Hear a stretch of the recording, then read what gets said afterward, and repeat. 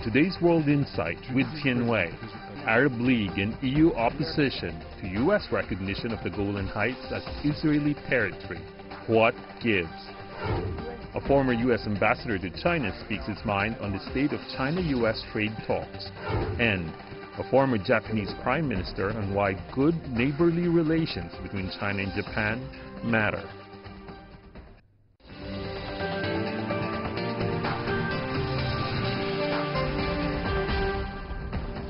Hello and welcome to World Insight with me, Tian Wei. The program is coming to you live from Monday to Friday on CGTN. U.S. President Donald Trump signed a proclamation on March the 25th officially recognizing the Golan Heights as Israeli territory. It marks a major shift in American Middle East policy. The international community considers the Golan to be occupied territory and rejects Israel's annexation. Syria has demanded its return as a condition for any peace agreement. Arab leaders also said that they would push for a UN Security Council resolution against the U.S. decision. Our position in relation to the Golan Heights is very clear. It comes clearly established by the resolutions of the Security Council, and the General Assembly, as my spokesperson was able to yesterday clearly describe. And let me be very clear, the European Union will continue to not recognize Israeli sovereignty over the territories occupied in 1967. The Golan Heights is a plateau bordered by Jordan, Israel, Lebanon, and Syria. In 1967, the western two-thirds was occupied by Israel's military. Later, in 1981, Israel declared sovereignty over the region, a claim immediately and unanimously rejected by the UN Security Council. Nonetheless, Israel proceeded to build settlements there in direct violation of international law.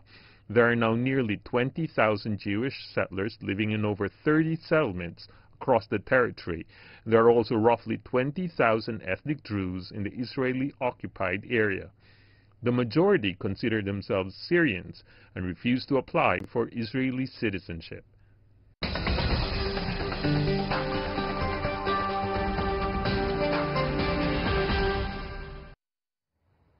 On the outcome of the Arab League summit and the U.S. changing policy of the Golan Heights, let's turn to our panelists in Washington, D.C. We have Ambassador Gerald Fairstein, who is the Senior Vice President of the Middle East Institute. Also, we have with us in Jerusalem, Marcus Sheff, the CEO of the Institute of Monitoring Peace and Cultural Tolerance in the School of Education. And also with us in our Beijing studio, Li Guofu, Director of the Center for Middle East Studies in China Institute of International Studies. Gentlemen, welcome to our program. Mr. Ambassador, how much does it mean, a change and a shift in U.S. foreign policy regarding the recent decision made by the Trump administration about Golan Heights?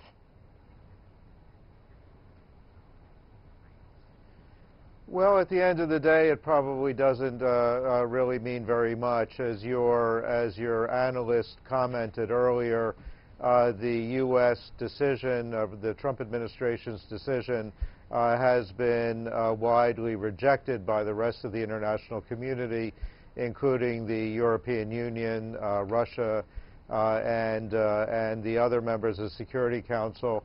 So the reality has been that Israel has occupied the Golan Heights since 1967. It was not really an issue until now. It has been the subject of Israeli-Syrian negotiations over the years, and the Israelis have always made clear, every prime minister, including Benjamin Netanyahu himself, that they would be willing to return the Golan Heights to Syrian control as part of a peace package. The administration's decision to recognize doesn't really change any of that. If I could just follow up, Mr. Ambassador, since you indicated it, the de facto occupation, does it necessarily mean a legitimate occupation? I guess that's the key issue here.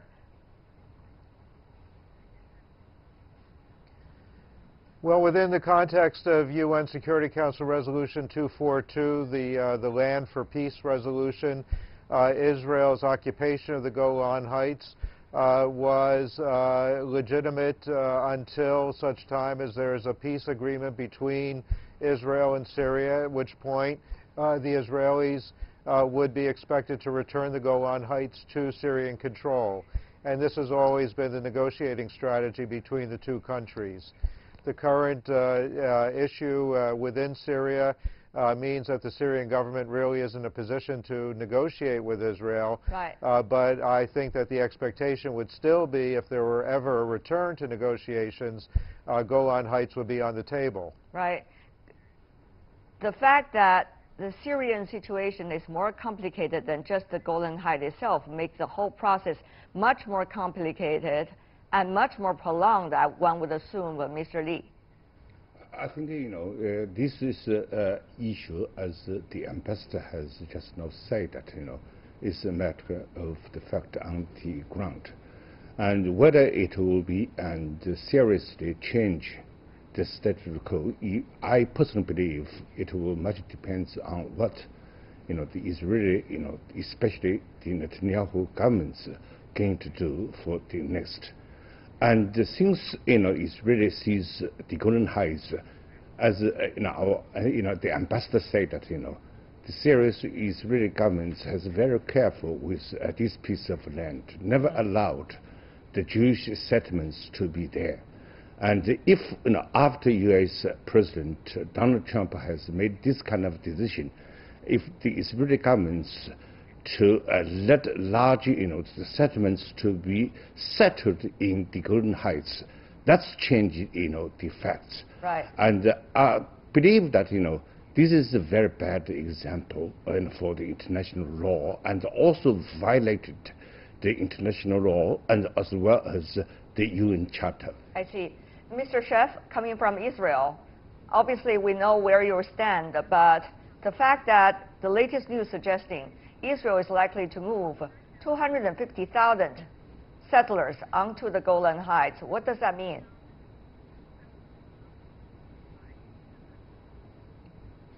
That's a quite remarkable number, and that is completely beyond anything which would be considered realistic. You can't just move people. The Israeli government, isn't going to pick up 250,000 people and move them to the Golan Heights, to the very best of my knowledge. Ultimately, anybody who wanted to go and live in the Golan Heights, for the last 50 years plus, has been able to do that. Not a lot of people do, because although it is quite beautiful there and life is lovely there, it is of course far out of the way from where people want to live, which is in the major cities by the coast where the jobs are and where the urban conurbations are. So, that's a remarkable statistic, and frankly, I have not heard that mentioned before. That is according to the latest news coming out just 2 to 3 hours ago. We can confirm that after it's shown further onto the news. But Mr. Chef, the fact that it is a beautiful place, it is a place that many people want to visit, doesn't mean necessarily it has to be Israelis.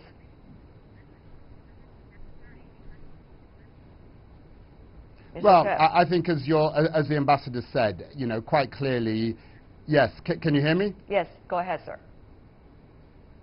I think, right. I think as the ambassador said, quite clearly, in reality, nothing has changed. All Israeli leaders have said that they will negotiate, with Syria, and many Israeli leaders had. But, the situation at the moment is one that nobody is going on the Israeli side to negotiate with the Syrians. The instability there is appalling. There are, hundreds and thousands dead, a raging civil war, the most appalling situation, and not exactly the environment that anybody is going to negotiate anything. But I think actually there is something interesting in relation to that. This was an issue at the Arab League. But, Syria has, of course, been expelled from the Arab League. However, real discussions which, should be of importance to the nations of the Arab League are barely touched upon. The leader of Qatar essentially arrived and then he left. The crisis between Qatar and Saudi Arabia still rages. Mr. Chef, but the relevant topics regarding this conversation is being mentioned by you. Can we focus on the real issue here, unless you want to shy away from the real issue? And may I go back to you, Mr. Ambassador? Ambassador Firestein, if I may, what does that mean for the Trump administration? Yes. If it has already done what it did, which is to recognize so-called Golan Heights as part of Israel, or legitimate occupation of Israelis, what does that mean for the next election? Because people understand a lot of the things done and said by this president, it's all about a ballot eventually 2 years from now. Well, I think that there are two elections that factored into this decision. One, of course, was the Israeli election that is going to happen a week from today. And clearly the Trump decision was motivated by a desire by Benjamin Netanyahu to strengthen his position with his own right wing and to demonstrate that he can, in fact, produce results that right-wing Israelis will embrace, and that includes the recognition of Israeli sovereignty in the Golan.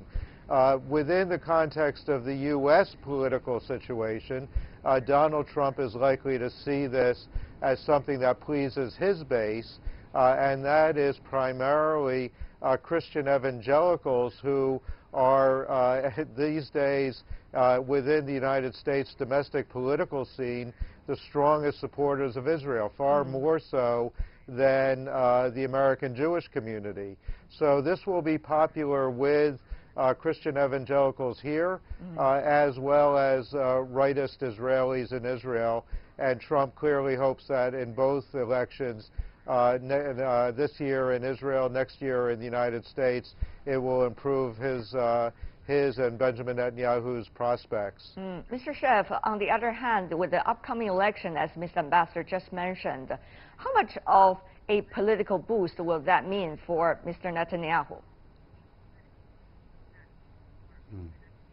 It's a really good question, and the Ambassador quite rightly pointed out the timing. I think, though, very unfortunately for Mr. Netanyahu, the timing worked out to be not very good at all. While the ceremony at the White House with Mr. Trump and Mr. Netanyahu on this issue took place, actually Hamas fired a rocket into central Israel, hitting a house, wounding 7 people there, and that took over the news cycle in Israel, as you would imagine. Israelis horrified at a rocket attack coming from Gaza into Israel. So that took the oxygen away from this issue in the news cycle. So probably did not have the effect that might one have thought, given the elections coming up. On the other hand, Mr. Schiff, we also understand the debate within Israel also taking place over the years regarding its relation with Palestine and also its relationship with, for example, issues such as the Golan Heights. One of the arguments is within Israel about the fact that more anger and more fear will be created as a result of Israel's aggressive actions and words toward the Arab world, and after that, some negative effects would have on Israel anyway, eventually, in the long term. So, Mr. Schiff, how do you look at that part of the debate and the recent action taken by Washington, its long-term negative effect, possibly, even on the safety issue regarding Israel? Yeah, I understand that that is the, you know, these, if you like, cliches are you know, acceptable, but actually in reality that's not what's happening on the ground. Israel's relations with the moderate Sunni countries have become very, very close recently. That is, of course, Saudi Arabia, other Gulf countries, of course, Egypt, Israel has a strategic relationship with now, and to an extent Jordan as well. So actually Israel is getting closer to many of its neighbors. Also interestingly, of course, you know, the reaction of Saudi Arabia to the Golan news was, of course, a little muted because of the relationship that Saudi Arabia has with this White House as an ally against Iran. So, you know, these are regional issues. It's not always about, you know, Israel and the Palestinians, although, of course, one would very much like to see, you know, an agreement there. Right. But, you know, there are large regional issues at play here which do actually make a difference to these conventional wisdom cliches. Mr. Lee, what is said is true in a way, that the situation in the region is much more than just the conflict between the Israelis and the Palestinians, but rather there are regional players who have a very different agenda and at least the ways of doing things. And then there's also the U.S. relations with the Middle East as well. So, Mr. Lee, how do you see the entangled relationship and its impact eventually on this specific issue about Golan Heights?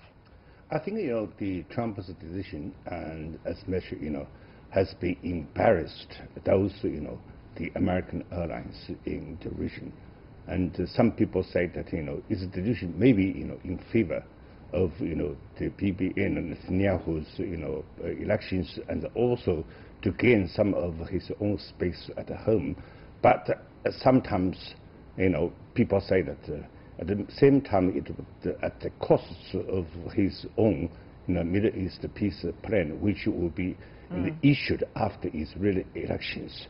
Because, since Trump has, not be regarded as very neutral and is one-sided, so it will be very, very hard for, the Arab countries, especially the Americans, airlines in the region, to have any favorite support of the Americans' peace plan once American issued after Israeli election. Right. What about the fact that the regional players also on the issue are very divided, given the fact that, for example, Saudi Arabia warming up its relations somewhat degree, at least to Israel, and how will those relationships change, eventually have an impact on how some of the most controversial and traditional topics about territories likely to be resolved?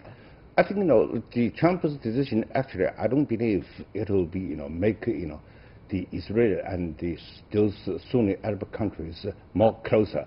Because those countries, I mean, the Arab countries, they are afraid, they are regarded Iran as a threat. But, as for the territories, they have to think about the people, the Arab people in general in the streets. And, this is a legitimate issue. So those Arab countries has to, whether they like it or not, has to make it very clearly. So this is reflected as the Arab League communicate. They have made it very clearly. They absolutely rejected, the Trump's decision to let Israel have this sovereignty over Golan Heights. Right. Let's go to Ambassador Feinstein. 2 points mentioned by our earlier panelists. One is that this is likely, rather than divide the Arab countries, consolidate their core belief, at least apparently, which is to maintain their solidarity and unity toward the occupied territories, including with the Golan Heights. Secondly, is that the U.S. is going to be forever missing its neutrality in terms of proposing a peace plan or actions regarding the Middle East. Mr. Ambassador. Yeah, that's absolutely correct. And what I would say, Mr. Shep pointed correctly at the cooperation that exists between particularly the Gulf Arab states and Israel regarding their common concerns about Iran and some other regional issues. But the administration's peace proposal, the long-awaited deal of the century, really depends very heavily on the willingness of the Gulf Arab states, particularly Saudi Arabia and the United Arab Emirates, to lead the way and to put pressure on the Palestinians to come to the negotiating table and to work out an acceptable resolution with the government of Israel. These decisions that the Trump administration has made, the Golan Heights being the latest, but also the decisions about Jerusalem, also the cutoff of assistance to Palestinian aid, have made it more difficult for Riyadh and Abu Dhabi to cooperate with the United States. And this latest, which is the recognition of Israeli occupation of the Golan Heights, does touch on a very sensitive issue for the Arabs, and that is the permanent loss of Arab territory. It will be very difficult, and I think that what you've seen in terms of the Saudi reaction has been, while it is muted, it nevertheless has been a very clear message to Washington that these decisions make Saudi cooperation very, very hard. Right. And also there's a bigger impact on the international community about their thoughts of the so-called soft power of the United States, whether the U.S. will be still as convincing as they used to be about the Middle East policy as well, Mr. Li. I think, this is a very good question. And usually, American, I was promoting the peace process, and because, American has very close, has, the means to pressurize Israel to give sort of concessions which can move forward the peace process. And also American act as always say, very balanced and neutral mediators. But as Trump, since he became the U.S. president, he has took one-sided policies. He's no longer regarded as a proper mediator for the Middle East peace. Not only the peace process between the Palestinian issues, right, but also the conflicts between the Arab countries and also as well as Israel. In that regard, Mr. Marcus Chef, how much do you think Israel can still count on Washington to bring up some real plan that others will follow in terms of trying to promote peace in the Middle East? Very briefly from you. Well, briefly, this is the question that everyone's been waiting for an answer for months now.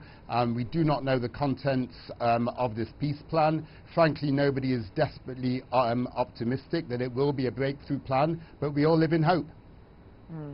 What kind of hope that we are living in, and what kind of disappointment are we living in? What is the road ahead? Finally, before we go, everyone, one sentence, gentlemen.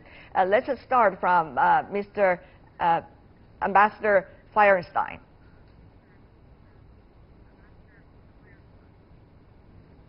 Well, I think that in one sentence, it makes these decisions make the prospects of Israeli-Palestinian peace much more difficult, much more distant. We're not going to see very much progress, I'm afraid, in the coming years. I see. Mr. Chef. Well, I think there's going to be an election next week. Obviously, on the basis of that, we will see what kind of government Israel has. But I think any and every government clearly can't negotiate with Syria at the moment, can't negotiate with the Palestinians given the state of the PA leadership. So short term, not looking good. Long term, I repeat what I said, we live in hope. What kind of hope? Once again, I repeat my sentence. We'll figure that out in the future. Mr. Li, final word from you also. I think, the final, what I want to say is, the Trump's policy made the Middle East more unstabilized. The peace will be a long way. All right. Gerald Feuerstein, Ali also Mr. Marcus Chef, and also Mr. Li Guofu as well. Thank you so much. Earlier, we also tried to reach a Palestinian panelist for this discussion who has agreed upon but did not appear in this discussion. We want to thank all of you for talking to us. Thank you. And you're watching World Insight with me, Tian Wei. Still to come on our program. A former U.S. ambassador to China speaks his mind on the state of China-U.S. trade talks right after this break. Welcome back. On Monday, Chinese Vice Premier Liu He traveled to Washington, D.C. to continue the latest round of trade talks. At the same time, China said it will extend a suspension of retaliatory tariffs on U.S. autos, include the opioid fentanyl, in a list of controlled substances. Just last week, Liu met with U.S. Trade Representative Robert Lighthizer and Treasury Secretary Steven Mnuchin in Beijing. Many say the back and forth is becoming a new normal in China-U.S. trade relations. The 8th round of China-U.S. high-level trade talks wrapped up with hints of new progress. And during the 13th National People's Congress in March, China adopted the foreign investment law aimed at protecting the rights and interests of foreign investors, as well as improving the business environment for foreign enterprises. Earlier, I talked to Max Valkes, the former U.S. ambassador to China. Here's his take on the ongoing trade talks. U.S.-China tension becomes such a big issue today. And many ask, from when did Washington begin to have that click and say, I want to have a very different relationship with China? I don't want to be partisan. I pride myself, frankly, in working with people. I think it's very important to be open and constructive and so forth. But I do think when President Trump started to enact a lot of tariffs, one is, it's called Section 232. Basically, it's enacting tariffs on the basis of national security, like steel tariffs on Chinese steel, the Japanese steel. Now, that's not a national security issue. That was just not very smart. And then we slapped lots of other tariffs trying to put pressure onto China. That didn't help. And although I do credit him for addressing the issue that a lot of American businessmen have. So to sum up, I think it started to change with this new president. At least it started to accelerate with the new president. If you think about the trade deficit the U.S. is having right now, it's much bigger than it used to be. That's correct. Even though the tariffs has been exercised among so many economies that U.S. do business with. So it only demonstrates that the theory was wrong. It's basically wrong. There's no question. There's no question about that. But still, Americans would like to see China, stick to its words and open up. A big test, frankly, is this new investment law. And Chinese believe, the Chinese government as well believe, reform and opening up is the state policy. That's right. That has been said very clearly this time at the two sessions, NPC and CPPCC. Exactly. You know this very well. And also this foreign investment law updated the first time 40 years. Exactly. But of course, the detailed rules will come out later. You heard the Chinese Premier Li Keqiang talk about the rest of the year is likely to develop some of the detailed plans. Yes, he mentioned that today, and I listened very closely, as did everybody else in the audience. And I was struck with this time, maybe under the foreign investment law, that there will be more foreign investment in China a little more quickly. It may. I sense it might happen now. Now, Mr. Master seems to talk about you sense it might happen now. It reminds me a lot of what history has taught us. For example, right after the Second World War, the U.S. made its choice as to which party and which forces to support in China then. But eventually, the Chinese Communist Party founded the People's Republic of China in 1949. So at that time, there was a lot of thought about who lost China. Correct. Now, later, during the reform and opening up era, during the southern tour of Comrade Deng Xiaoping, which is clearly a sign for China to open up, the Americans also failed to see it later than many of the other economies. So many wonder whether the U.S. businesses are also going to be smart enough this time, or are they going to be late compared, for example, to their European counterparts? Well, it's up to them. And if they're smart and if they're aggressive, they're going to do a good job. 80% of life is showing up. And it's 80% of what businessmen do in China is being here. You got to get around. And China's, it's many provinces, it's many municipalities. You travel already to 31 provinces, municipalities, and different autonomous regions. So you know it. Yeah, well, it's businessmen have to sell locally. Different cultures, different tastes, different preferences, China, different parts of China. It's very important. Talking about history, I also remember dearly my trip with you to Sichuan province to witness those fallen heroes, the Flying Tigers, for example, American pilots who worked for the Chinese people during the Second World War, fight against the war of aggression from the Japanese. And you were very moved on the site. You told me a lot of stories and people you know.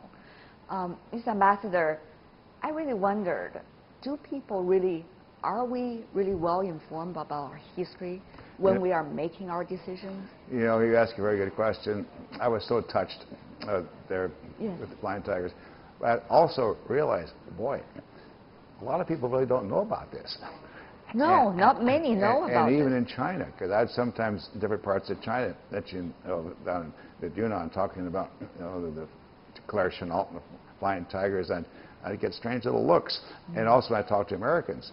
It's a problem. We tend to forget history. We don't know history. We just have to do our best to learn history, but I think few of us spend as much time as we should.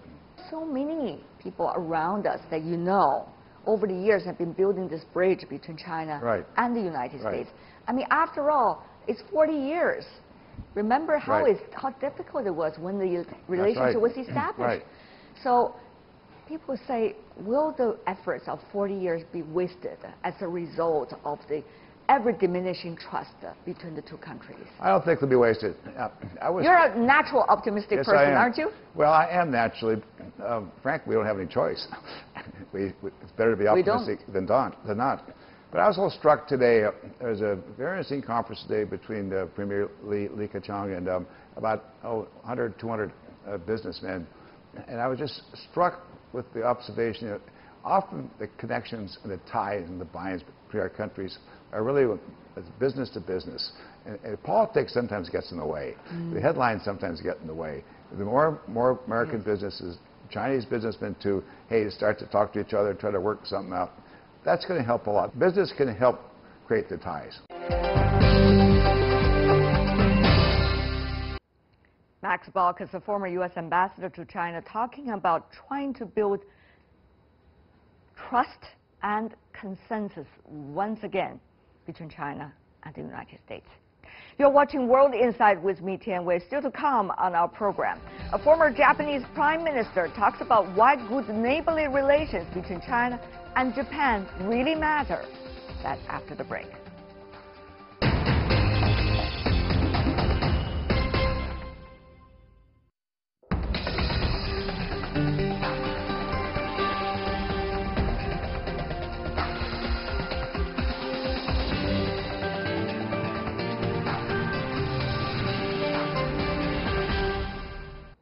You're watching World Insight. China and Japan are working on high-level economic talks in April in Beijing.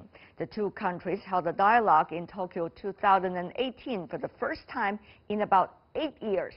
Relations between China and Japan were heavily tested over territorial disputes and historical issues in the past few years. 2019, though, may prove to be a turning point. During China's 2 sessions, Chinese State Councilor and Foreign Minister Wang Yi said China-Japan relations had got back on track, according to him, and showed a positive momentum toward improved and stronger ties, which meets the common interests of the two peoples. Chinese President Xi Jinping will attend the G20 leaders meeting in Osaka, Japan this June. Earlier, I had the chance to sit down with former Japanese Prime Minister Yasuo Fukuda during the Boao Forum. Here's what he thinks of the state of China-Japan relations.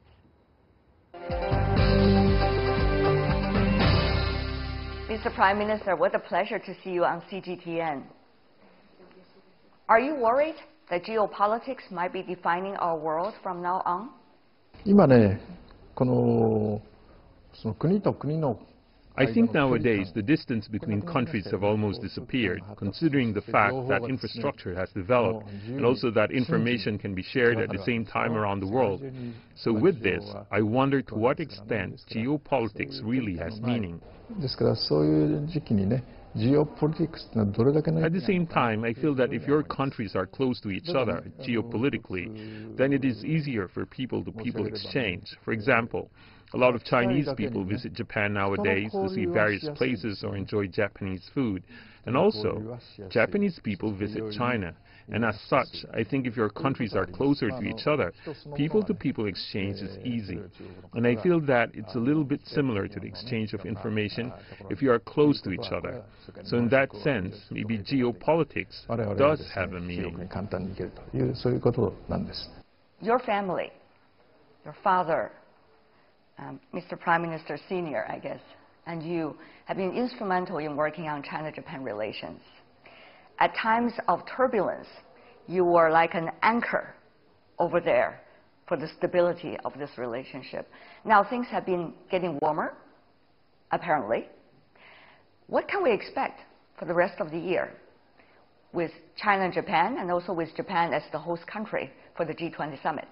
日本から見たら中国というのはとても大事な国です。それは近いだけ。China is a significant country to Japan, not just because of its size, but also historically, that's always been a big power, and I feel that it will continue to be and have a further influence. I think that is the view shared by all Japanese people. 日本人全体が持っていると思います。And this view is not just held by Japan, but also the United States or indeed other countries. Considering China's rising history, I think there are various countries that hold this view. So that in everyone's mind, they are trying to imagine what kind of future China holds. What do you think? What kind of future does China hold? I think it depends if it will be able to continue to have this stable political environment. I feel, under the leadership of President Xi Jinping, it will continue to be stable.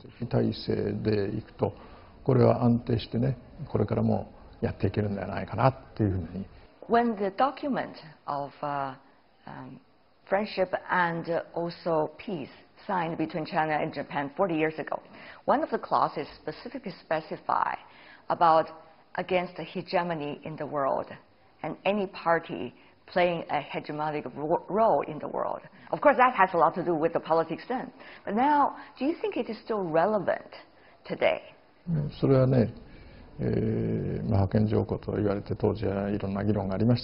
I understand that this clause was widely discussed at the time, but I think it is still a universal idea, because the bottom line is that every country should maintain its peaceful relations with each other. And I think the current idea set by President Xi Jinping, which is a community of shared future for mankind, has the same meaning with that bottom line.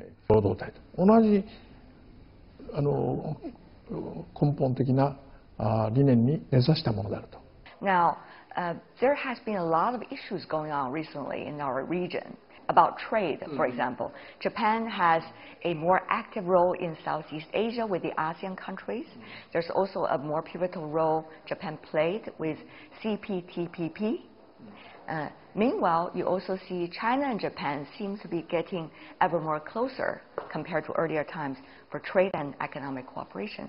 Now, Mr. Prime Minister, what kind of photo, what kind of image do you have about the near future cooperation given what is going on now in the rest of the world? あれですね、日本の過去、平和条約を締結した40年前、 I think Japan, more than 40 years ago, at the time of the signing of the Treaty of Peace and Friendship between Japan and China, we strongly believed that if Asia developed smoothly, that would contribute to the stability of the region. And of course, it would also benefit the stability of Japan. And I believe when ASEAN was founded more than 50 years ago, the situation was the same to Japan. と思います。例えばね、その ASEAN Japan has supported the efforts of ASEAN, not just because ASEAN can benefit from Japan, but also under the belief that the development of ASEAN would contribute to the stability of Japan and other neighboring countries. And at its founding, the group was rather small, just 5 members. But now it grew to 10 countries, and it's very stable. I think maybe in the next 5 or 6 years, the combined GDP of those countries might exceed that of Japan. And I think this signifies Japan's policy at the time was correct, which is believing the stability of the region would contribute to the stability of Japan.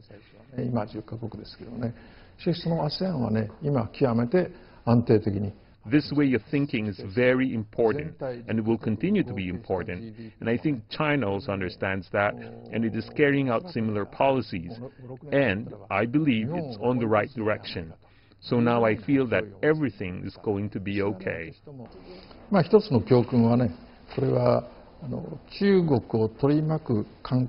of the lessons may be to work on the environment surrounding China, since the stability of the region would also contribute to the development of China. And I think this way of thinking would contribute to China's policy, such as the Belt and Road Initiative as well. What kind of stability are you specifically talking about, Mr. Prime Minister? Can you just briefly specify a little bit? 先ほど申しましたようにね、経済の安定的な発展というのは I'd like to say that political stability is essential for the stable development of the economy, and I understand that countries cannot intervene in other countries' sovereignty and political stability. I think under that direction, political stability comes first. The cooperation among countries can be expected. 指図するわけにいきませんけども、政治の安定できるような環境づくりには協力してもいいんではないかと。Since you touch on Belt and Road Initiative, we understand late April there's going to be the BRI forum in Beijing. Now, the world is on a learning curve together with China as to what kind of new mechanism we could use to boost the economy and connectivity. Do you think BRI could be one of those promising options for the world? それはやり方次第だと思いますよ。ですからね、最初に Maybe it could be, but I think there are still some countries that do not fully understand what the Belt and Road Initiative actually means to them and what the content really is. However, through actions and outcomes, the countries can gradually understand that. I think Japan does not fully understand, but maybe we can gradually grasp the content. I think the process of the Belt and Road Initiative will not be finished in 1 or 2 years.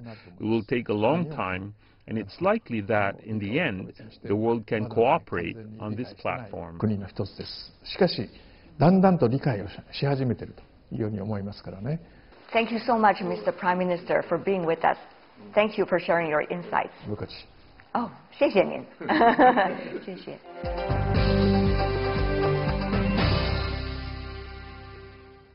Yatsuo Fukuda talking to us in an exclusive interview, the former Japanese Prime Minister. And that is all the time we have for today. If you'd like to see more, try to find us, World Inside CGTN, into your search engine, or check out our YouTube channel. Also follow us on Twitter, Facebook, Sina Weibo. From me, Tian Wei, and everyone on the World Inside team, thanks for watching, and tune in again next time for more insights across China and around the world. Good night, and I'll see you tomorrow.